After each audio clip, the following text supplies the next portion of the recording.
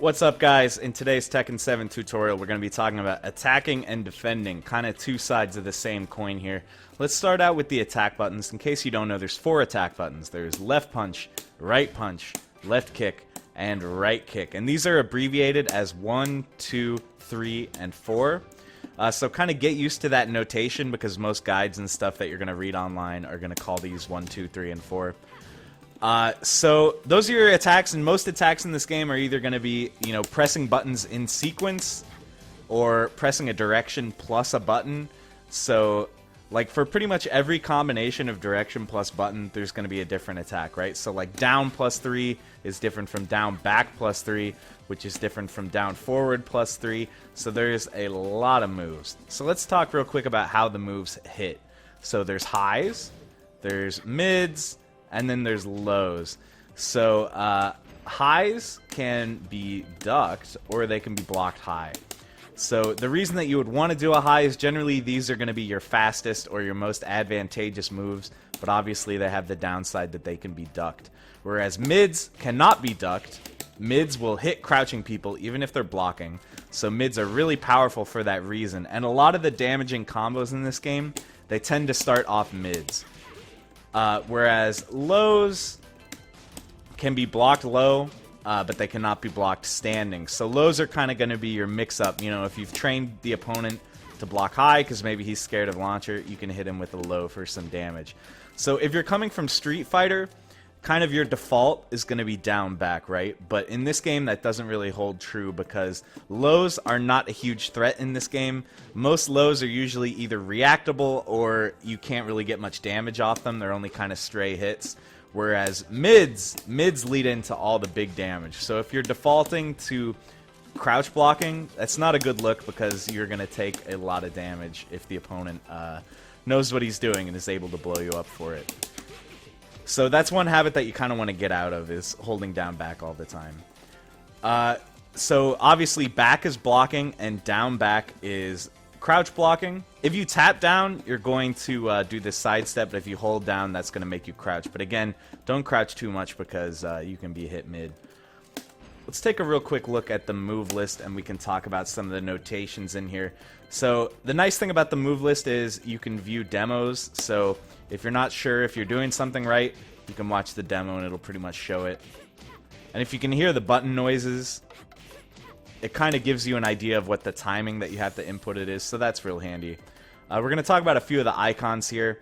So this red shield guy means it's a power crush, which power crushes, they will eat an attack and go through it, kind of like super armor.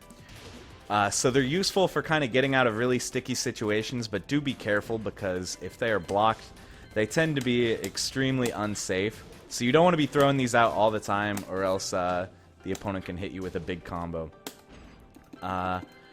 Some other icons we've got in here. This green guy means it puts the opponent into a screw state. So I can show you what that looks like. So when you launch an opponent, if you put them in a screw state, you can see he kind of does a 360 in midair, and then his feet go up in the air, and you can combo off that. So a lot of combos are going to kind of follow the formula of launching them, and then putting them into screw state, and then hitting them off the ground. So that's what that's good for. Do note you can only get one screw state in a combo. No matter how hard you try, you're not going to be able to send him into screw again. He'll just ground tech when he hits the ground. And the final notation here is going to be this blue circle, which means it's a homing move. Homing moves are useful because they can't be sidestepped. If the opponent's trying to sidestep around you, the homing move will hit them out of it. So they're really handy for that. They're good for throwing out if the opponent really likes to sidestep or sidewalk on you. So that's about it for the different notations in the move list. We'll talk about a few of the other different types of attacks. So like I talked about, if you hold down, you do full crouch. And you have access to some new normals while you're doing this. But like I said, be careful not to full crouch too much or you can get hit mid. When you're crouching, if you let go of crouch and then press a button, that'll give you a while rising attack. So in the move list, you can probably see some of these will say while rising. Yeah, while rising. So These are useful for if you're crouching and the opponent whiffs a high over your head, you can hit him on the way up with a while rising attack. And finally, we'll talk about the different stuff you get access to in Rage. As you can see, my health bar is red. That means I'm in Rage. Just because I'm in training mode. Normally in a match, you go into Rage mode when you're at 25% health. So what this does is you do extra damage while you're in Rage mode, or you can spend your Rage to do a Rage Art or a Rage Drive. So Rage Arts, they're the same input for everybody, and they're basically like a super. They tend to be able to be comboed into, and they also tend to have a hit of super armor, much like the Power Crush, but they're also extremely unsafe on block for the most part. So be careful, don't just throw them out randomly. Usually you're going to kind of want to set them up for a situation where you can combo into it. That's the best way to keep yourself safe. So we will talk about the Rage Drive. Unlike the Rage Art, the Rage Drive is a different input for every character. So for Josie, it's this crouch dash input. That's what the star means. It is a crouch dash. So you do that by doing forward and then down forward. So this is her Rage Drive. As you can see, she turns blue and it will eat up your rage.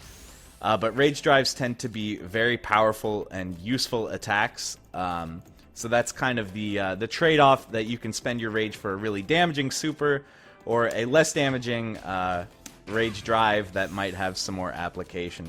So for example, hers is like a double mid that she can combo off of, and I believe it's safe on block. So those are really useful.